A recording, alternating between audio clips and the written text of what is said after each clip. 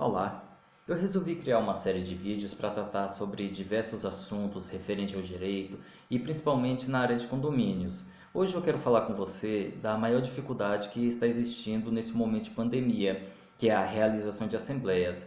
Nós sabemos que existem no Brasil, a depender do estado, os decretos estaduais e decretos municipais. E muitos deles têm sido proibido a assembleia presencial. E justamente nesse momento em que o mandato de muitos síndicos se encerram, é necessário fazer a assembleia, principalmente porque os bancos têm travado as contas dos condomínios e com isso eles não conseguem manter a habitualidade do condomínio pagando funcionários e os demais serviços.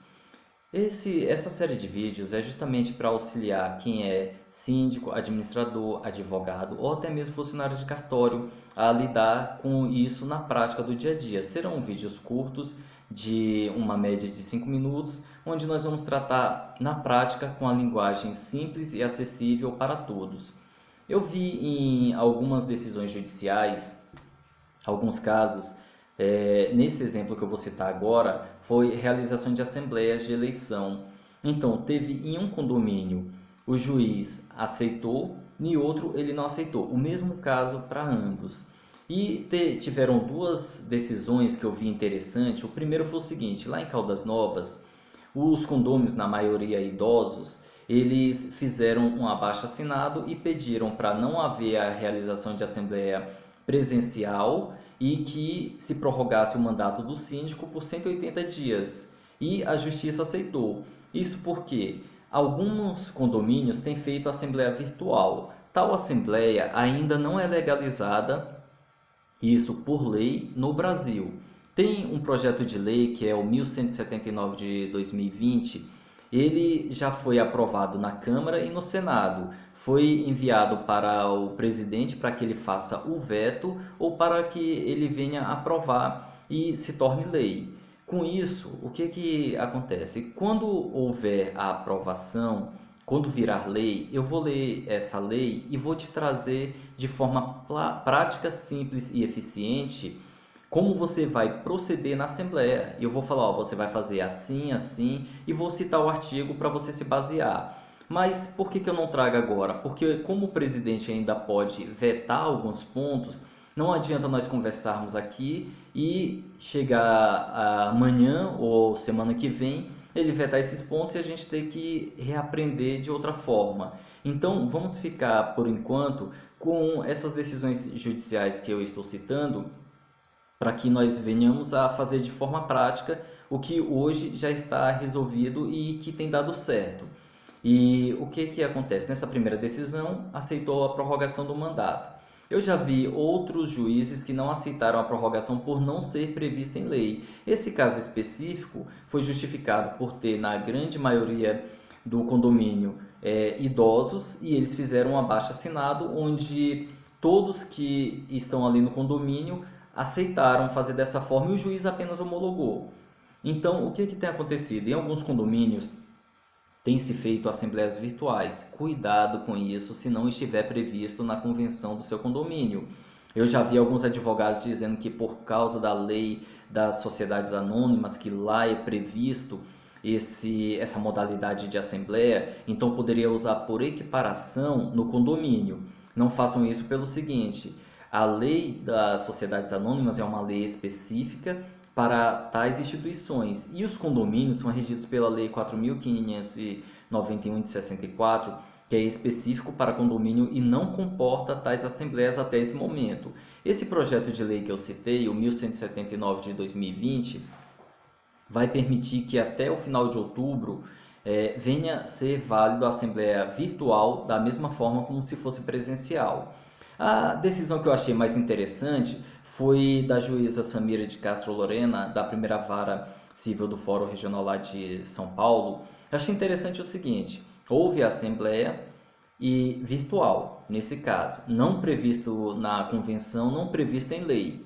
E ela colocou assim, ó: havendo alternativas viáveis para a eleição de novo corpo diretivo de um condomínio, não se justifica que o Estado juiz substitua a vontade de todos os moradores, prorrogando de forma indeterminada os mandatos para além do previsto na convenção condominial. decidiu diferente daquela decisão, a primeira que eu citei lá de Caldas Novas. Mas ela fundamenta, ela coloca o seguinte: nada impede que a gestão condominial promova a eleição do corpo diretivo para novo exercício por meio virtual, se for previsto na convenção, né? Ou ainda pelo próprio meio material.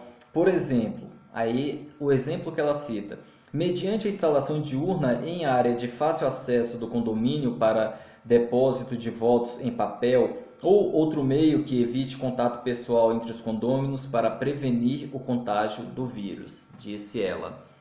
O que eu tenho sempre incentivado? Pelos meios eletrônicos, quer seja o WhatsApp ou outro meio, você consegue se comunicar com os condôminos. Lança o edital normal, lá em local visível, no condomínio, e explica. Digamos que seja a prestação de contas e eleição. Então já vai ter a prestação de contas lá no mural, ou enviado por e-mail aos condôminos, ou por carta registrada, mas fica um pouquinho mais caro, então geralmente coloca entrega de unidade em unidade, quando tem a caixa correio ou algo semelhante, e dá o prazo lá já no edital para que as pessoas possam se inscrever para concorrer aos cargos diretivos, o síndico, o subsíndico, conselho fiscal, conselho consultivo. E quando chega aquele prazo, as pessoas fazem a inscrição, e essa inscrição é diretamente com o síndico, pode ser por WhatsApp, por exemplo. Aí vai colocar no edital as chapas. Aí vai colocar lá, até digamos aí que nós estejamos, que a sua reunião é no dia 15, do dia 1º ao dia 5, inscrição das chapas, do dia 5 ao dia 10, divulgação das chapas, até mesmo para que possam ser impugnados. E aí no dia 15 a eleição. Então o que acontece? Você coloca num local reservado do condomínio, área lá aberta, uma urna. E a pessoa coloca se aprova ou não a prestação de contas, o voto dela, e em qual chapa ela vai votar. Daí você vai colocar, se forem chapas concorrentes, tem 2 chapas, 3 chapas, um fiscal por chapa, respeitando o limite, a distância, entendeu? Para fiscalizar. E se for candidatura única, então vai ser uma pessoa lá fiscalizando. E fica, por exemplo, de 8 da manhã às 13 horas da tarde, depositando os votos. Depositou os votos, faz-se a contagem, feita a contagem, promulga o vencedor. E o que acontece? No momento em que a pessoa vai lá depositar seu voto, vai ter a lista de presença, todos têm que estar usando máscaras, deve ter álcool gel e, preferencialmente, cada um leva a sua caneta para assinar o nome na lista de presença. Assinou o nome na lista de presença, depositou o voto em urna, está resolvido o problema. São essas dicas práticas que eu vou querer trazer para você sempre que for necessário. Havendo dúvidas, você pode me mandar, que a gente vai gravando vídeos para resolver dúvidas específicas. Esse primeiro vídeo foi um pouquinho maior porque nós estamos iniciando um tema que é um pouco complexo, como eu citei aqui as decisões judiciais. E eu vou trazer para vocês também um outro vídeo com decisões judiciais sobre obras em condomínios, e nós vamos ter não mais 2 decisões diferentes, mas 3 decisões diferentes.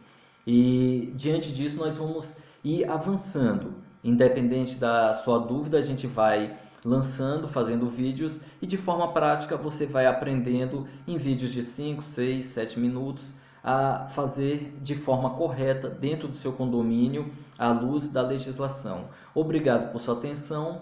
Eu peço que você entre no canal Leis e Aplicações do YouTube e você marque lá o seu like ou o seu dislike para que eu possa saber se o vídeo, a forma como está sendo proposto, está agradando, está ajudando ou não. E coloque também sua opinião e sua pergunta se tiver, tá certo? Um abraço a todos e até mais.